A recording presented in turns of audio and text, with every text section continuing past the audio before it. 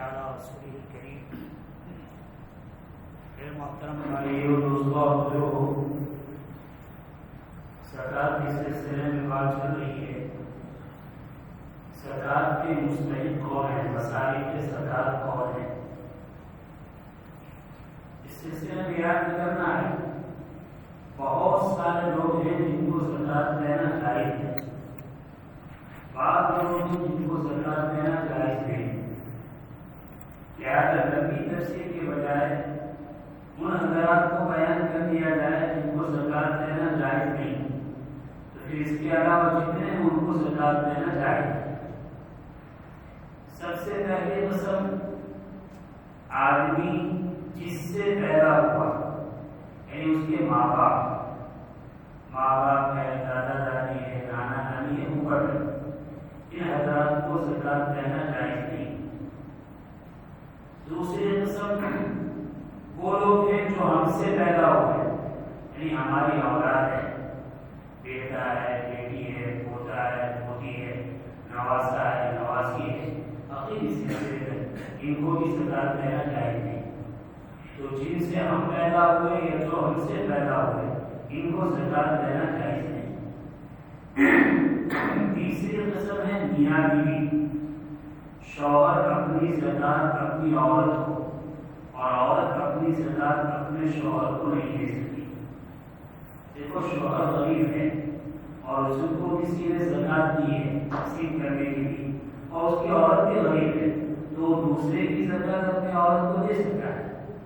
اسی طرح شوہر غریب ہے، عورت مالدار ہے یا عورت غریب ہے، لیکن عورت کو کسی دوسرے نے اپنی زکوٰۃ تقسیم کرنے کے لیے دی ہے، تو عورت اس دوسرے کی زکوٰۃ تو شوہر کو دے سکتی ہے، لیکن شوہر اپنی زکوٰۃ اپنی عورت کو اور عورت اپنی زکوٰۃ اپنے شوہر کو نہیں دے سکتی. چوتھی قسم ہے سید، جس کو ہم سعادت کہتے ہیں. نبی کریم صلی اللہ علیہ وسلم کی اولاد، آپ کے خاندان کے لوگ، بنو ہاشم جس کو کہا جاتا ہے، سید کہا جاتا ہے. ان سیدوں کو زکوٰۃ دینا جائز نہیں. ایک قسم ہے صاحب نصاب. اس آدمی کے پاس اپنی اور اپنے ماتحتوں کی سال بھر کی دخول کے بعد اتنا پیسہ ہو جس سے وہ 52 تولہ چاندی خریدی جا سکے، جس کی آج کی مقدار تقریباً 41-42 ہزار روپے ہوتے ہیں. تو جو آدمی اتنی مقدار مال کا مالک ہے اور وہ اس کی اصلی ضرورت سے زائد ہے، تو یہ خود صاحب نصاب ہے. ایسے مالدار کو زکوٰۃ دینا جائز نہیں. اس کے علاوہ جتنے لوگ ہیں ان سب کو زکوٰۃ دینا جائز ہے. جیسے آدمی ہے مالدار، اس کا حقیقی بھائی ہے، حقیقی بہن ہے، خالہ ہے، پھوپھی ہے، ماموں ہے، چچا ہے، ان کی اولاد ہے، چچا زاد، ماموں زاد، خالہ زاد، پھوپھی زاد بھائی، ان سب کو زکوٰۃ دینا جائز ہے. عام طور پر یہ شبہ ہوتا ہے کہ وہ بھائی کو زکوٰۃ دینا، تو اس سلسلے میں سمجھنا چاہیے زکوٰۃ نکالنے والے کے حق میں زکوٰۃ ہے، جس کو دی جا رہی اس کے حق میں تو وہ نکلا ہے. یہ تو شریعت نے ایک وجوب رکھا ہے، فریضہ رکھا ہے. وہ فریضہ یہ رکھا ہے کہ آدمی زکوٰۃ کس کو دے، اپنے قریبی رشتے دار کو. تو مثال کے طور پر کسی مالدار آدمی نے اپنے بھائی کو 10,000 روپے زکوٰۃ دی، وہ غریب ہے. اگر اس کے پاس پہنچے تو وہ زکوٰۃ نہیں ہے. اب اس کے لیے تو وہ ایسے ہی زندہ ہو گئے جیسے اصل مالدار بھائی کے لیے زندہ ہے. لہٰذا اس 10,000 روپے کو مسجد میں دینا چاہے، مدرسے میں دینا چاہے، اور کوئی رفاہی کام میں لگانا چاہے، لگا سکتا ہے، کوئی اچھی بات نہیں. بہت اچھی بات یہ ہے کہ آدمی کو اللہ نے بہت زیادہ کیا ہو تو اپنے بھائی بہنوں کو زکوٰۃ دینے کی بجائے اللہ سے اس کی مدد کرے، بہت اچھی بات ہے. لیکن اگر اتنا سارا نہیں ہے کہ اپنے غریب ماں بھائی بہن کو، اپنے غریب چچا، ماموں، پھوپھا، پھوپھی اور خالہ کو دینا چاہے تو دے سکتا ہے، کوئی حرج کی بات نہیں. ان کے علاوہ جو بیان کیا کہ ماں باپ ہے، اولاد ہے، سید ہے، اور اسی طرح میاں بیوی ہے، یہ جو حضرات ہے، اسی طرح مالدار ہے، اس کے علاوہ دنیا میں جتنے بھی غریب ہیں، جتنے بھی لوگ ہیں، بس ان کا غریب ہونا شرط ہے، ان کو زکوٰۃ دینا چاہیے. کیا معلوم؟ آدمی کے ماں باپ چاہے غریب ہو، چاہے چاہے سید غریب ہو، چاہے اسی طرح میاں بیوی میں سے کوئی غریب ہو، تو بھی ایک دوسرے کو زکات نہیں دے سکتے۔ ان کے علاوہ جتنے ہیں وہ غریب ہیں تو ان کو زکات دینا چاہیے۔ اب یہاں پر ہم سے غلطی ہوتی ہے، وہ غلطی ہوتی ہے کہ ہم یہ طے کر رہے ہیں کہ ہر بیوہ کو زکات دینا چاہیے، ہر یتیم کو زکات دینا چاہیے۔ کیسا ہے؟ یتیم اور بیوہ ہے لیکن وہ خود صاحب نصاب ہے، وہ خود مالدار ہے، تو ان کو زکات دینا چاہیے نہیں۔ اگر وہ خود صاحب نصاب نہیں، وہ غریب ہے، بیوہ ہے، یتیم ہے، غریب ہے، تو ان کو زکات دینا بہت اچھا ہے۔ بلکہ زکات کے سلسلے میں یہ ہے، سب سے پہلے زکات قریبی رشتہ دار کو دے اگر وہ غریب ہے۔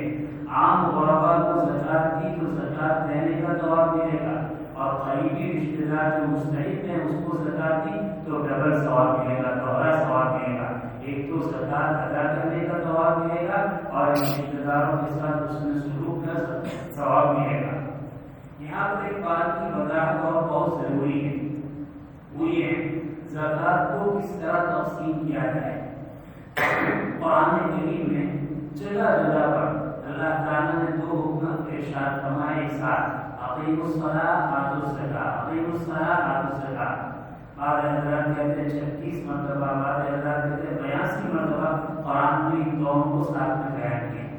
مفتی اعظم پاکستان رضوان شفیع صاحب رحمۃ اللہ علیہ فرمایا کرتے تھے کہ دیکھو پورے قرآن میں اور احادیث میں کہیں یہ نہیں فرمایا گیا کہ زکات لو، غریب کو نہیں کہا گیا کہ زکات لو، بلکہ ہر مالدار کو کہا گیا زکات دو۔ معلوم غریب کو ہاتھ پھیلانا، غریب کو مانگنا یہ اچھی چیز نہیں ہے۔ یہ مالدار کا فریضہ ہے کہ اپنے مال کی زکات جب اس نے نکالی ہے تو زکات کے مستحقین کو تلاش کرے اور تلاش کرنے کے بعد ان کو پہنچائے۔ اس لیے کہ شریعت نے غریب کو یہ حکم نہیں دیا کہ زکات مانگو، زکات جمع کرو، زکات دو۔ مالدار کو حکم دیا کہ زکات ادا کرو، زکات دو۔ معلوم ہوا ہر غریب کو تلاش کرنا چاہیے، اطمینان حاصل کرنا چاہیے اور اس کے بعد زکات دینی چاہیے۔ عام طور پر اس سلسلے میں مفصل غلطی ہوتی ہے۔ بعض حضرات یہ سمجھتے ہیں مدارس میں دینا یہی زکات کا مصرف ہے، یتیم خانوں میں دینا یہی مصرف ہے، رفائی کاموں میں دینا یہی مصرف ہے۔ شریعت اسلام نے اس کی بھی ترتیب بدلائی۔ ہمارے پاس اگر زکات کی رقم ہے اور زکات کی رقم زیادہ مقدار میں ہے، دیکھو کم مقدار میں ہے تو اپنے قریبی رشتہ دار سب سے پہلے اس کے زیادہ ہوتا ہے۔ اگر زیادہ مقدار میں ہے تو ہم اس کے 3 حصے کریں۔ پہلا حصہ اپنے قریبی رشتہ دار کے لیے، جیسے پتہ ہے بھائی بہن اور اسی طرح پھوپھا پھوپھی خالہ ماموں چچا، یہ ان کی اولاد۔ تو اگر ہمارے پاس زکات کی رقم زیادہ ہے، ہم زکات دینا چاہتے ہیں تو سب سے پہلے اپنے قریبی رشتہ دار کے لیے ایک حصہ متعین کریں، جس سے ان کی ضرورت پوری ہو جائے۔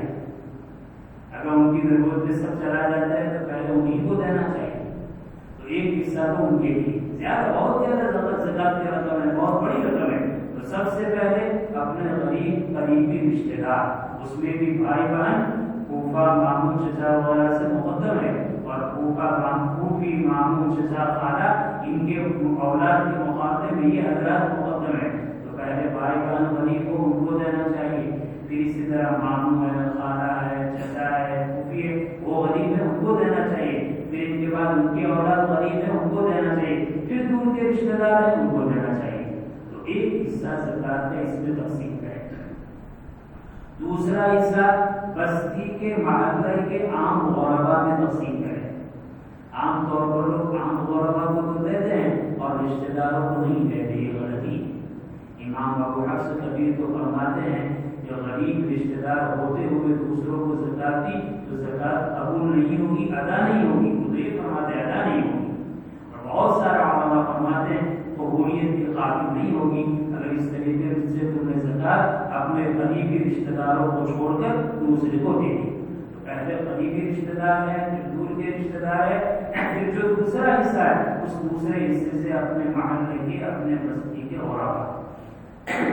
لیکن اچھا یہ اس میں ایک بات کا خیال رکھیں، چاہے ہم اپنے قریبی رشتہ دار کو دے رہے ہیں، چاہے دور کے رشتہ دار کو دے رہے ہیں، چاہے ہم اپنے محلے اور بستی کے غربا کو دے رہے ہیں، اس میں 2 قسم ہیں۔ ایک نیکوکار، ایک فاسق و فاجر۔ نیکوکار سے مطلب یہ نہیں کہ پورا دن نوافل پڑھتا رہے اور تسبیح ہلاتا رہے، وہ نہیں۔ آج کے دور میں نیکوکار سے مراد وہ ہیں جو گناہ کبیرہ سے، مکروہات تعلیمی سے بچتا ہو، فرائض اور واجب اور سنتوں کو ادا کرتا ہو، سنت موقدہ کو، یہ آج کے دور کا نیک ہے۔ تو اگر ہمارے رشتے دار میں دو ہیں، ایک بھائی نیک صالح، ایک بھائی فاسق و فاجر ہے، دونوں کو دینا ہے، لیکن پہلا خیال رکھو نیکوکار کا۔ ہمارے قریبی رشتے دار بھی ہیں، پہلا خیال رکھو نیکوکار کا۔ ہماری بستی کے، ہمارے محلے کے غربا ہے، پہلا خیال رکھو نیکوکار کا۔ تو فرائض کو ادا کرتے ہیں، نمازیں پڑھتے ہیں، روزہ رکھتے ہیں، اور اس طرح کلم کلا گناہ سے بچتے ہیں، ان کو دینا چاہیے۔ ہمارے وہ رشتے دار جو ہے تو قریبی رشتے دار، لیکن نہ نمازوں کا اہتمام ہے، نہ روزہ رکھتے ہیں، کھلے عام کھاتے پیتے ہیں، ہر برائی میں آگے ہیں، تو ان کو تو دے کر ان کے گناہوں کے اندر ان کا تعاون کرنا ہے۔ لہٰذا یہ بھی خیال رکھے، چاہے ہم اپنے قریبی رشتے دار کو دیں، چاہے ہم اپنے دور کے رشتے دار کو دیں، چاہے ہم اپنے محلے کے، اپنی بستی کے غربا کو دیں، نیک صالح کو دینا فاسق و فاجر کو دینے کے مقابلے میں بہتر ہے۔ تین حصے میں نے بتایا تھے، پہلا حصہ تو یہ ہوا قریبی رشتے دار، دوسرا حصہ غربا کا، تیسرا حصہ ہمارے جو عام ادارے ہیں، مدارس اسلامیہ ہے، یتیم خانے ہیں، اور یہ شفا خانے ہیں، اسپتال ہے، ان میں ہم زکوٰۃ وغیرہ کو دیں گے، تیسرا حصہ ان کے لیے۔ لیکن میرے پاس اس سلسلے میں احتیاط کی بہت ضرورت ہے۔ دیکھو بہت سارے مدارس ہیں، ماشاء اللہ جو مدارس واقعیت مدارس ہے اور دینی تعلیم کا وہاں نظم ہے اور طلبا وغیرہ پڑھتے ہیں، ان میں تو دینا چاہیے، لیکن آج کل مدارس کے نام پر بہت سارے چندے کی بھوکیں ہوتی ہے، اس میں مدرسہ نہیں ہوتی ہے، صرف وہ مدرسہ رسید بک پر ہی ہوتا ہے۔ لہٰذا ہر رسید بک کو دیکھ کر چندہ دینا صحیح نہیں ہے۔ آج کل حقیقت اور اصل میں خدمت کرنے والے کم ہے، اور بناوٹی اور دھوکے باز اور جعلی اور جعلساز لوگ بہت زیادہ ہیں۔ یعنی بے شمار ایسے لوگ نکل چکے ہیں جنہوں نے اپنے مدرسے سے رسید بک پر رکھے ہیں، ان کے مدرسے کا کوئی وجود نہیں۔ لہٰذا ہر چندے والے کو اس طرح دینا بہت غلط ہے۔ جب تک ہمیں اطمینان نہ ہو کہ واقعی ان کا مدرسہ ہے، یہ دین کی خدمت کر رہا ہے، یہ قوم کے طلباء کو پڑھا رہا ہے، ان کی تعلیم و تربیت کر رہا ہے، وہاں تک تمہیں نہیں دینا چاہیے۔ اور اگر ہمیں معلوم ہو جائے کہ یہ فرادی ہے، دھوکے باز ہے، یہ تو اس کو دینا جائز ہی نہیں۔ اگر ہم نے ایسے مدرسوں کے نام پر چندہ دیا تو ہماری زکوٰۃ ادا نہیں ہوگی۔ اور دھوکے باز لوگ، ایک تو یہ کہ چندوں کا مدرسے کا وجود ہی نہیں ہے، خالی رسید بک ہو کر وہ مدرسے ہیں۔ دوسرے مدرسے عجیب ہے، مدرسہ تو نہیں ہے، مدرسے کی چار دیواری ہے، کمپاؤنڈ میں چار دیواری ہے، اور چار دیواری پر گیٹ پر بڑا نام ہے، فلاں مدرسہ فلاں مدرسہ، حضرت شیخ علیم کی یادگار میں، حضرت شیخ القریہ کی یادگار میں، حضرت مولانا الیاس صاحب کی یادگار میں، حضرت مدنی کی یادگار میں، کوئی مدرسہ نہیں ہے، خالی چار دیواری ہے، باقی کچھ نہیں ہے۔ یہ بھی دھوکے بازی ہے، یہ بھی بہت بڑا اپرادھ ہے۔ ایک تو وہ جو مدرسہ نہیں لیکن صرف چندے کی رسید پر مدرسہ ہے، دوسرا وہ چار دیواری ہے جہاں مسلم چٹ نہیں اور اس فوٹو کو لے کر بتا رہے ہیں کہ مدرسہ ہے، کچھ اندر نہیں ہے، ایسے مدرسے والوں کو دینا بھی جائز نہیں ہے۔ تیسرا وہ ہے دھوکے بازی کے لیے چند کمرے کرائے پر دے رکھے ہیں، اور ان کمروں کے اوپر وہ گیٹ پر بڑا نام رکھ دیا ہے، دھوکے بازی سے، مدرسہ نہیں، کرایہ پر چند کمرے تک بھی ہے، یہ مہمان خانہ ہے، یہ مطبخ ہے، یہ درسگاہ ہے، یہ کتب خانہ ہے، کچھ نہیں ہے۔ آج کل ایسے بہت چل رہے ہیں۔ لہٰذا اطمینان حاصل کرنا چاہیے، جب تک معلوم نہ ہو کہ واقعی یہ دکانداری نہیں ہے، پیٹ بھرنے کے دھندے نہیں ہیں، تو پھر وہاں دینا چاہیے۔ اور اگر پیٹ بھرنے کے دھندے ہیں تو ایسے عمارت جو کرائے پر ہو ایسے میں کوئی نہیں دینا چاہیے۔ بعض مدارس ایسے ہیں کہ جو مدرسہ بھی ہے، طلبا بھی ہیں، کچھ تعلیم بھی ہوتی ہے، بجٹ ہے ان کا 1 لاکھ کا اور چندہ کرتے ہیں 10 لاکھ، ایسے بھی بہت ہیں۔ دیکھو کھلی اور صاف بات ہے، یہ دھوکے سے متوجہ کرنا یہ تعلیم کا اخلاقی فریضہ ہے، اس میں کسی کی رعایت کی ضرورت نہیں ہے۔ لہٰذا بہت صاف کہتا ہوں کہ اگر مدرسہ ہے لیکن خاندان کی پرورش کے لیے، خاندان کو پالنے کے لیے بجٹ اس کا 1 لاکھ ہے اور وہ 10 لاکھ کا چندہ کرتا ہے، بجٹ اس کا 1 کروڑ کا ہے اور وہ 1.5 करोड़ का चंदा करता है। ये मदरसे तो है, लेकिन मदरसे के नाम पर अय्याशी करते हैं, अपने खानदान की परवरिश करते हैं। ऐसे मदरसों में देने से भी आदमी को बचना चाहिए। आज मदरसे फजूल खर्ची का शिकार है, फजूल खर्ची होती है वहाँ भी एहतराज करना चाहिए। कौम का पैसा है, कौम का सरमाया है। जहाँ एक तरफ तो कौम बेचारी भूखे मर रही हो और वहाँ अय्याशियाँ हो रही हो, वहाँ फजूल खर्चियाँ हो रही हो, ऐसे मदरसे से भी एहतियात करना चाहिए। हाँ, जो मदरसे हैं चाहे हमारे इलाके में हैं, चाहे हमारे सूबा गुजरात में हैं, चाहे हिंदुस्तान में हैं, चाहे बड़े सगीर में हैं, चाहे दुनिया में हैं, कोई बात नहीं। हमें मालूम है कि वाक़ईतन मदरसा है, दीन की खिदमत करता है, बेहतरीन तालीम और तरबियत का माहौल है, जरूर दिल खोल कर देना चाहिए। चाहे वो हमारे गुजरात में हो, चाहे पंजाब और कश्मीर में हो, चाहे कन्याकुमारी में हो, चाहे दूसरे ममालिक में हो, नेपाल में हो, कहीं और हो, लेकिन हमें मालूम है कि दीन की खिदमत कर रहा है, जरूर उनको देना चाहिए। ये नहीं होना चाहिए कि हमारे इलाके का होंगे तो देंगे नहीं देंगे, गुजरात का होगा तो देंगे वरना नहीं देंगे। हमें ये देखना है सही तौर पर मदरसा है और सही तौर पर दीन की खिदमत करता है और सही तौर पर तालीम और तरबियत का नज़्म है। आज मदरसे वाले ऐसे हैं, मदरसा भी है, चलता भी है, हिसाब किताब में बहुत गड़बड़ी और गोलमाल है। आज मदरसे का हाल ये है कि वहाँ ज़कात को उसके सही मसरफ में नहीं लगाया जाता, फिदिया को उसके सही मसरफ में नहीं लगाया जाता, कोई हिसाब किताब नहीं है। ऐसे मदरसों में देना भी जायज़ नहीं है।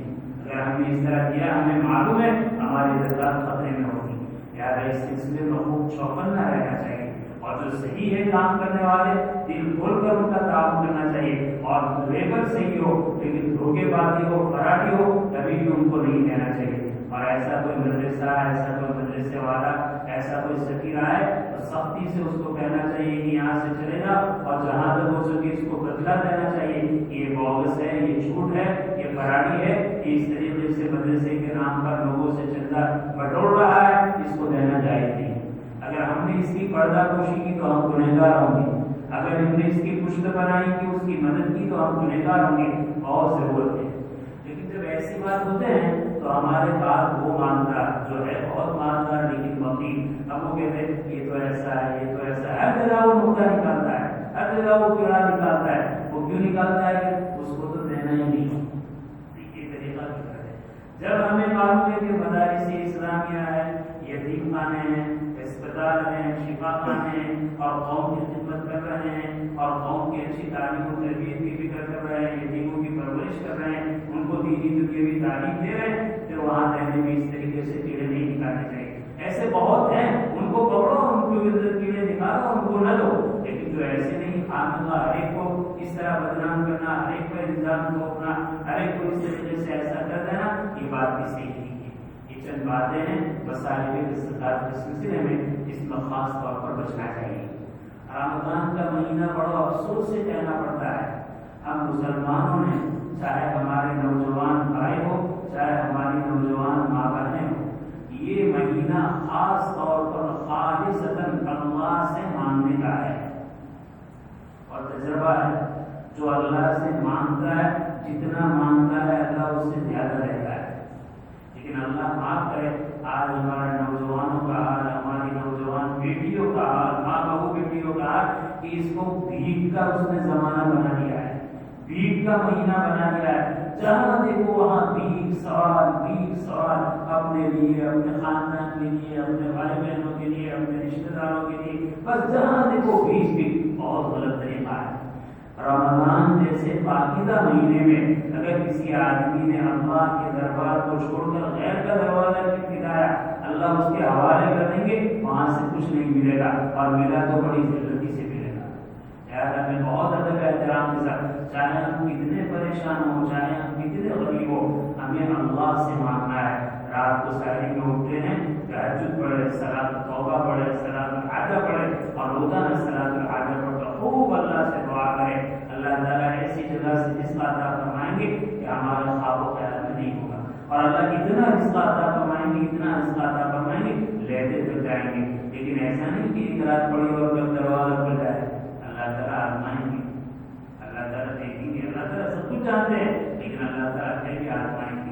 एक वक्त ऐसा ایسا گزرے گا، ایک حال ایسا گزرے گا، ایک تو رمضان ایسے گزریں گے پریشانیوں میں، لیکن جب بندہ جمع رہے گا اور یہ طے کرے گا مانگنا ہے تو اللہ سے مانگنا ہے، اللہ کے علاوہ کسی سے نہیں مانگنا ہے، پھر اللہ اپنے رحمت کے دروازے کو، اپنے رزق کے خزانوں کو کھولے گا اور ایسا کھولے گا، ایسا کھولے گا کہ ہم میں سے ہر ایک حیران ہو جائے گا۔ اور میرے بھائی یاد رکھو، یہ بات ہمارے دل میں غلط ہے، اللہ والے کی ہی اللہ سنتے ہیں، بزرگوں کی ہی دعا قبول ہوتی ہے اور نیک صالح کی ہی دعا قبول نہیں۔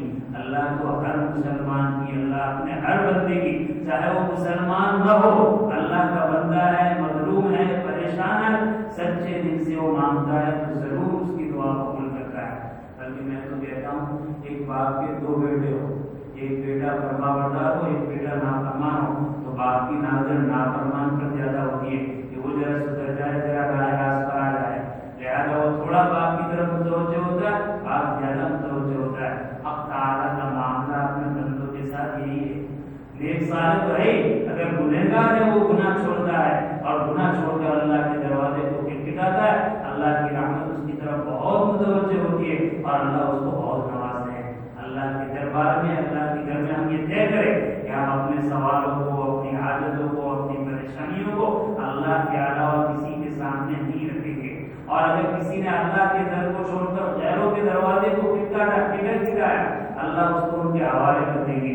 جو آدمی بندوں کا دروازہ کھٹکھٹاتا ہے، زندگی گزر جاتی ہے لیکن اس کی ضرورت پوری نہیں ہوتی ہے، اس کی حاجت پوری نہیں ہوتی ہے، اور جو آدمی سب کے در کو چھوڑ کر اللہ کے دروازے کو کھٹکھٹاتا ہے، دیر لگتی ہے، آزمایا جاتا ہے لیکن کھلتا ہے، اور جب کھلتا ہے تو ایسا ہوتا ہے کہ پھر بند نہیں ہوتا ہے۔ اللہ تعالیٰ شان نے جو باتیں کہوائی، اللہ تعالیٰ ہم سب کو عمل کی توفیق نصیب فرمائے۔ آمین وآخر دعوانا الحمدللہ رب العالمین۔ الحمد لله رب العالمين عدد خلقه ورضا نفسه وزنة عرشه ومداد كلماته اللهم لا عاصي ثناء عليك أنت كما أثنيت على نفسك اللهم صل على محمد كلما ذكره الذاكرون وصل على محمد كلما غفل عن ذكره الغافلون إلهي بفضل کرم سے ہمارے گناہوں کو قبول فرما، ہمارے گناہوں کو معاف فرما، ہمارے خطاؤں سے درگزر فرما۔ اے اللہ ہمیں واقعی میں تیرے بہت سارے بندے معاشی اعتبار سے پریشان ہیں، تنگست ہیں، اے اللہ فقر و فاقہ میں ڈوبے ہوئے ہیں، پریشان آ رہے ہیں، لیکن اے اللہ غفلت سے بجائے تیرے در کو کھٹکھٹانے کے غیروں کے در کو کھٹکھٹایا ہے، کہیں سود ملا ہے، کہیں رشوت ملی ہے، کہیں دل لگی ملی ہے، کہیں حرام ملا ہے۔ اے اللہ ہم سچی پکی توبہ کرتے ہیں، اے اللہ پوری امت کے ان غربا کی طرف سے توبہ کرتے ہیں، پوری امت کے فقراء کی طرف سے توبہ کرتے ہیں۔ اے اللہ ہمیں آپ سے مانگنے والا بنا دیجیے، آپ سے رہنے والا بنا دیجیے۔ اے اللہ آپ نے بڑا کرم فرمایا کہ اس پیشانی کو آپ کے علاوہ دوسرے کے سامنے دیکھنے سے ہماری حفاظت فرمائی۔ کریم آقا جس طرح آپ نے یہ کرم فرمایا، آپ کرم والا کرم فرما دیجیے کہ یہ ہاتھ بھی آپ کے علاوہ دوسرے کے سامنے نہ پھیلے، یہ ہاتھ بھی آپ کے علاوہ دوسرے کے سامنے نہ پانا ہو، دست دراز نہ پھیلے۔ اے اللہ اس کی ہمیں سعادت نصیب فرما۔ اے اللہ ہم ضرورت مند ہیں، ہم محتاج ہیں، ہم آپ کے سامنے فقیر ہیں۔ اے اللہ ہم آپ کے سامنے اپنا فقر رکھتے ہیں۔ اے اللہ ہماری ضرورت کو پورا فرما، ہماری حاجات کو پورا فرما۔ اے اللہ ہمیں اس کے حلال رکھنے کی عطا فرما، پاکیزہ رزق نصیب فرما، برکت والا رزق نصیب فرما۔ اے اللہ ہمیں ایسا بنا دے کہ ہمارا ہاتھ مخلوق سے لینے کے بجائے مخلوق کو دینے والا ہو، آپ سے دینے والا ہو اور آپ کی مخلوق کو دینے والا ہو۔ اے اللہ ایسا ہمیں بنا دیجیے۔ اے اللہ رزق کی تنگی کو دور فرما دیجیے۔ اے اللہ رزق کے مشتبہ سے حفاظت فرما دیجیے، جس کے حرام سے حفاظت فرما دیجیے، جس کے حالات کے دروازے کو کھول دیجیے۔ اے اللہ رمضان کا مہینہ آتا ہے، نظر غیروں کی طرف اٹھتی ہے، امید غیروں کی طرف رکھتی ہے، پھر کچھ نہیں ملتا ہے تو بزدلی ہوتی ہے۔ اے اللہ ہمارے قلوب کو بھی پاک کر دے، ہمارے خیال کو بھی پاک کر دے، ہمارے تصورات کو بھی پاک کر دے، تفکرات کو بھی پاک کر دے۔ اے اللہ آپ کے غیر سے ہٹا دے، اے اللہ آپ کے غیر سے ہٹا دے، اے اللہ آپ سے رہنے والا بنا دے، آپ سے ہونے کا یقین کا پیدا فرما دیجیے۔ اے اللہ بہت کہا، بہت سنا، لیکن وقت آیا تو آپ کے غیر کی طرف نظر پڑی، آپ کے غیر کی طرف نظر اٹھائی۔ اے اللہ اس جرم سے ہماری حفاظت فرما، اس جرم عظیم کو معاف فرما۔ اے اللہ ہمارے دلوں میں، ہمارے قلوب میں آپ سے ہونے کا یقین جما دیجیے۔ آپ کی ضرورت کو پورا کرنے والے ہیں۔ اے اللہ آپ مسبب الاسباب ہیں، محتاج اسباب نہیں ہیں۔ اے اللہ آپ ہمیں عطا فرما دیجیے، اسباب کی حلال طریقے سے اے اللہ صحیح دائرے میں زندگی کی توفیق عطا فرما دیجیے، اے اللہ جنت کے سوال سے، شدت کی بھیک سے اے اللہ ہماری پوری حفاظت فرما۔ اے اللہ ہم آپ کے بندے ہیں، ہم محتاج تھے، محتاج ہیں، اے اللہ داتا تو آپ ہیں، غنی تو آپ ہیں، اے اللہ ہمیں غنا نصیب فرما، اے اللہ ہمیں غنا نصیب فرما، توانگری کو ختم فرما، اے اللہ بعض توانگری کو تک پہنچاتی ہے، اے اللہ اس سے پوری امت کی حفاظت فرما، اے اللہ امت کے ننگوں کو پہنا دے، اے اللہ امت کے بھوکوں کو کھلا دے، اے اللہ امت کے پیاسوں کو پلا دے، امت کے بے گھر کو گھر عطا فرما، بے در کو در عطا فرما، بے اولاد کو اولاد نصیب فرما، اے اللہ بے جوڑ کو جوڑ نصیب فرما، ہر پریشان حالوں کی پریشانیوں کو دور فرما، اے اللہ امت میں بے شمار بندے بے گھر ہیں اور سب کے معاملے میں پریشان حال ہیں، اے اللہ اپنے اپنے مقام پر ان کی پریشانیوں کو دور فرما دیجیے اور سہولت والا مقام نصیب فرما دیجیے، اے اللہ جو بے اولاد ہے ان کو اولاد عطا فرما دیجیے، بے جوڑ ہے ان کو جوڑ نصیب فرما دیجیے، ہر پریشان حالوں کی پریشانیوں کو دور فرما دیجیے، ہر بیماروں کو شفا کاملہ عاجلہ دائمہ مستمرہ نصیب فرما دیجیے، اے اللہ ہماری ایمان کی حفاظت فرما، ہمارے نسلوں کی ایمان کی حفاظت فرما، اے اللہ ہم ایمان کی حفاظت تو مانگتے ہیں اور اسباب ایسے اختیار کرتے ہیں کہ ایمان خطرے میں پڑ جائے، اے اللہ یہ دھوکہ بازی ہے، اے اللہ اس سے ہماری حفاظت فرما، اے اللہ حفظ ایمان کے ساتھ اسباب حفظ ایمان اختیار کرنے کی توفیق عطا فرما، اے اللہ اسباب حفظ ایمان اختیار کرنے کی توفیق عطا فرما، اے اللہ ہماری بیٹیوں کی حفاظت فرما، ہماری ماں بہن بہو بیٹیوں کی حفاظت فرما، اے اللہ پردوں کا ماحول عطا فرما، پردوں کا نظام نصیب فرما، اے اللہ ہر کام کو کرنے میں تیری شریعت کو دیکھنے کا مزاج پیدا فرما، اے اللہ دنیاوی ترقی میں ہم نے شریعت کو پس پشت ڈال دیا ہے، دنیاوی کوڑیوں کی خاطر، دنیاوی ڈگریوں کی خاطر اے اللہ ہم نے پردے کو چھوڑ دیا ہے، بے حیائی کے ماحول کو عام کر دیا ہے، اے اللہ جہنم کے راستوں پر چھلانگ لگا رہے ہیں اور آپ سے حفظ ایمان کو مانگ رہے ہیں، اے اللہ یہ دھوکہ نہیں اور کیا ہے، اے اللہ اس دھوکے سے ہماری حفاظت فرما، اے اللہ اس دھوکے سے ہماری حفاظت فرما،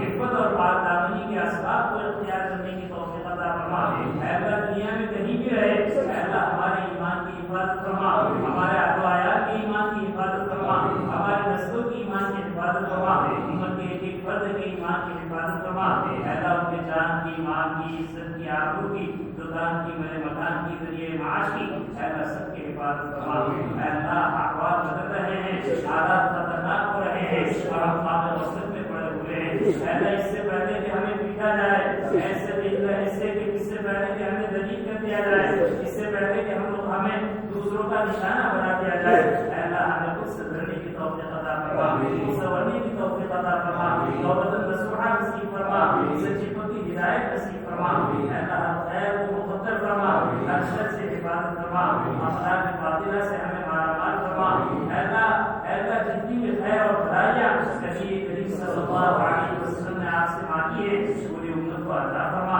اور جن چیزوں سے پناہ طلب کی ہے پناہ نصیب فرما، اے اللہ جو کچھ مانگا وہ بھی عطا فرما، جو گزرے گئے اپنے فضل سے اس سے بڑھ کر اور بہتر عافیت کے ساتھ نصیب فرما، اے اللہ زکات کے سلسلے میں آپ نے جو باتیں کہلوائی اے اللہ اس پر ہمیں عمل کی توفیق عطا فرما، ہمارے زکات کو صحیح مصرفوں پر خرچ کرنے کی توفیق عطا فرما، غلط راستوں پر جائے اس سے حفاظت فرما، اے اللہ دین کے نام پر جو امت سے زکات کو بٹور رہے ہیں اور عیش و عشرت میں گزار رہے ہیں، فضول خرچیوں میں گزار رہے ہیں، اے اللہ ان کو بھی صحیح سمجھ نصیب فرما، صحیح توبہ نصیب فرما، اور ایمانداری کے ساتھ ہر کام کو کرنے کی توفیق عطا فرما، مسائل کے زکات کو اور امت کے پیسے کو اے اللہ جس مقصد کے لیے دیا جا رہا ہے اس مقصد میں لگانے کی توفیق عطا فرما، اے اللہ فضول خرچی عام ہو رہی ہے، منمانی عام ہو رہی ہے، مسائل سے کوسو دوری ہے، نہ مسائل جاننے کی فکر ہے، نہ مسائل پر عمل کا جذبہ ہے، اے اللہ اس ظلم سے ہمارے ذمہ داروں کی حفاظت فرما، ہمارے ٹرسٹیوں کی حفاظت فرما، اے اللہ ہمارے متولیوں کی حفاظت فرما،